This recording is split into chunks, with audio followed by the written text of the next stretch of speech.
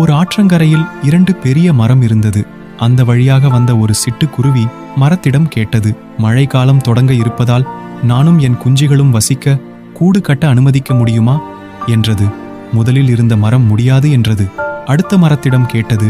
அது அனுமதித்தது. குருவி கூடு கட்டி சந்தோஷமாக வாழ்ந்து கொண்டிருந்த நேரம். அன்று பலத்த மழை. ஆற்றில் வெள்ளம் வந்து முதல் மரத்தை அடித்து சென்றது.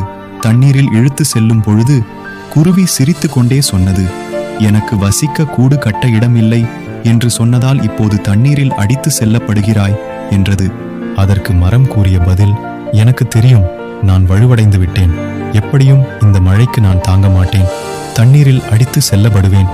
நீயும் உன் குழந்தைகளும் நல்ல வாழ்க்கையை வாழ வேண்டும் என்றுதான் உனக்கு இடமில்லை என்றேன். மன்னித்துவிடு என்றது.